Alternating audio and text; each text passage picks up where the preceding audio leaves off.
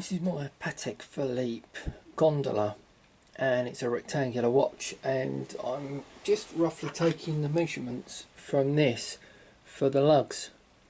As I'm cutting them out this size for my watch, which after they're fired back will be roughly similar to the sort of size lugs coming out on this. It's hard to tell exactly how big a watch is going to come up until you've got it on your finger, on your wrist. But taking an example like this will get me in the right ballpark. Another thing I'm doing is, I was thinking about these lugs. They need to be spaced apart by 20mm. It's the width of the strap.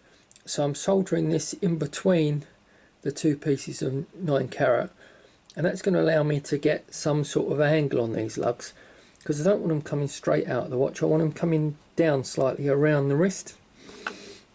So the angle that I'm using for that is going to be taken from this. I'm just using this as a guide, and I'm putting a Sharpie mark on the metal before I cut it, so it's at a slight angle, and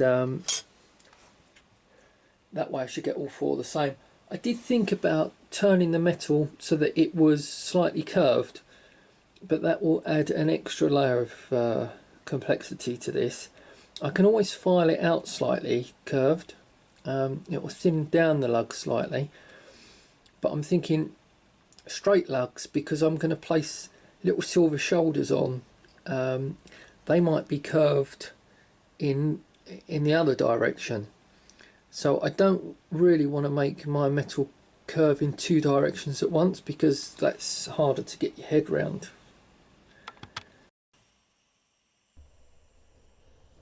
Here I'm just soldering some lugs together. The lugs for this watch I wanted to be made out of 9 carat yellow gold, because it's quite hard. Silver's soft, and it's going to take a couple of spring bars to hold the strap in, and those steel spring bars could easily wear a hole in silver, but I think 9 carat should be strong enough to hold up to that kind of thing. It's 2mm thick 9 carat, which is quite hard to manipulate. It's quite tough to bend. Not exactly sure what shape these lugs are going to be in the end. Here I'm just cutting off the end.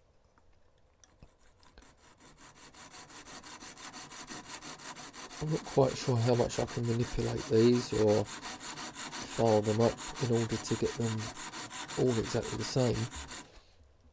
I guess there's enough meat there that I can, after I've rounded them all off, if there's some slight indiscretion with the angles, because I'm judging everything by eye, maybe that can be rectified. Obviously it's good to start off as accurate as possible. There might even be a case for resoldering these if the angles don't match exactly.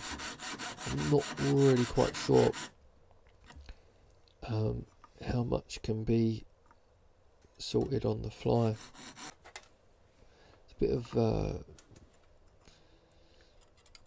bit of improvisation going on. You see, if I round these lugs off at the top, the angle along the top of the lugs doesn't really matter, as long as there's enough material there to file it back. It would be good if, when the watch is put on a flat surface, all four lugs touch that surface, so that they all appear at the same angle, and the spring bars are parallel with the case, parallel with each other. So there's quite a lot of ways to mess this up. I have extra material, so if I need to remake something, I can if it doesn't work out. Obviously I'd prefer to get it right first time. Here I'm just soldering the case, the outer case, the sidewalls, This is 18 karat gold, and I'm using 18 karat gold hard solder. You can see you have to get this very, very hot for it to run. It's glowing red there on the side. I'm a bit worried about melting it, but in actual fact 18 karat white gold has a very high melting point, so it's unlikely that I can melt that side wall before the 18 karat yellow gold, which is the back of the case. Logic's telling me that, but my intuition's telling me don't get this too hot. Now I'm adding a little bit more solder on the outside of the case. This is difficult because you want the solder to run all the way along, you want the join all the way along, you want enough solder on there so that it's a good solid join. Soldering it on the inside of the case seems the natural way to do it. You can file it up and get rid of any excess solder,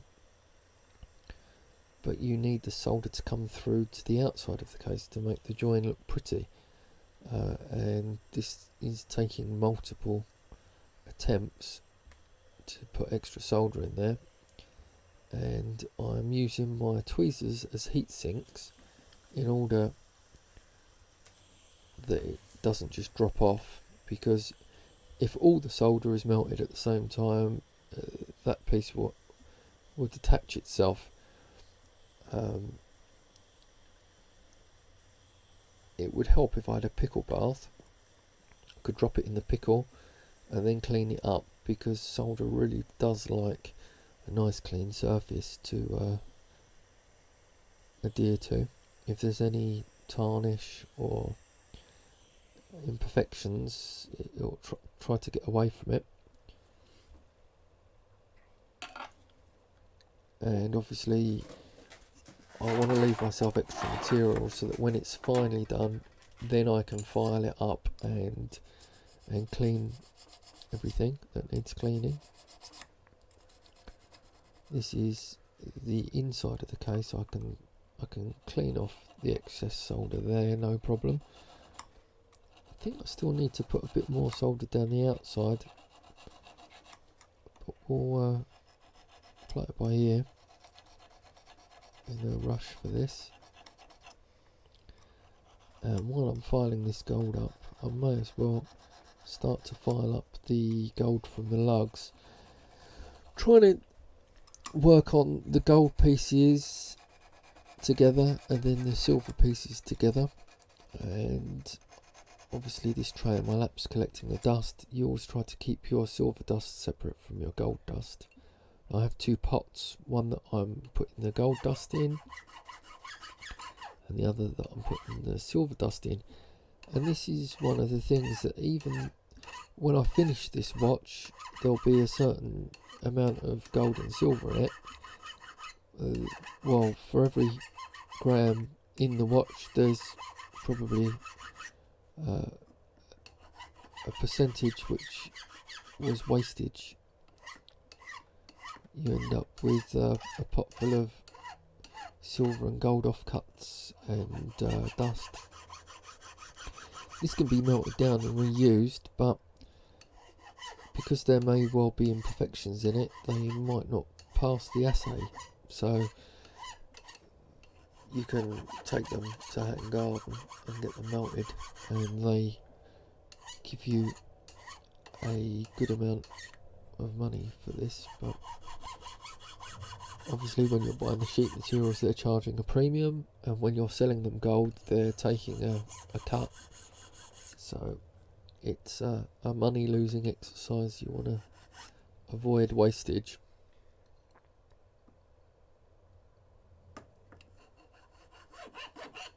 Here I'm just tacking on the other side of the case, the opposite side. Having these two sides on the case is going to allow me to manipulate the insides and know roughly how it's going to sit.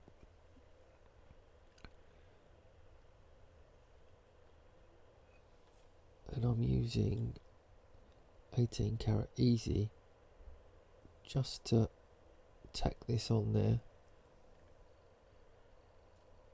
so that I can offer things up and know roughly how they're going to go. I've got my tweezers on the other side of the case holding the other side, which was done with the hard solder. And I have tweezers holding this side up as I solder it with the easier solder.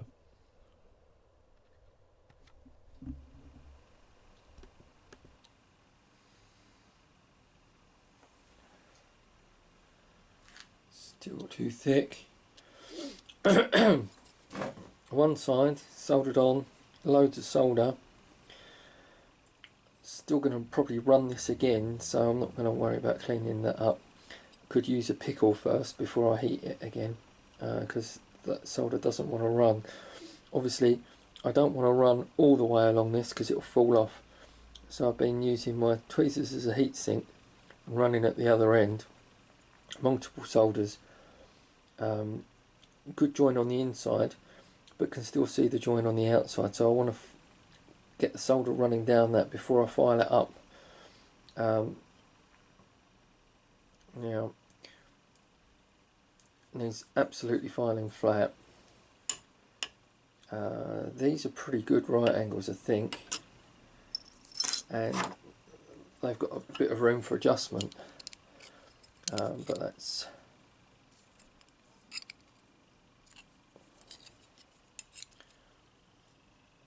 pretty good.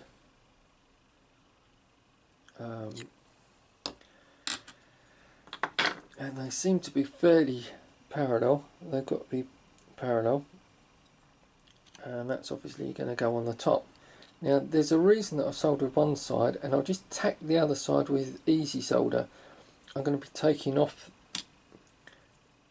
that side at some stage. Once I've got everything good, I'm going to be putting my initials in there with a fret saw probably. Hopefully you can see how this is going to go a bit more. You can have your glass on the top like that, and inside this we have the watch dial and the bezel which goes between the glass and the case, and this should slide in and out. Got another piece of 18 karat white gold. It's going to go in at one end like this. I'm going to cut a slot so that when it slides in it's got no play in any direction.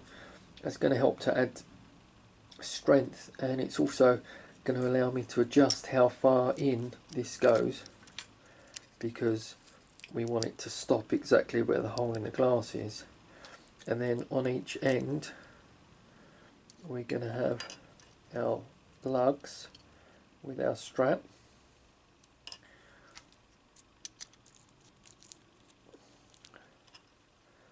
So we're starting to see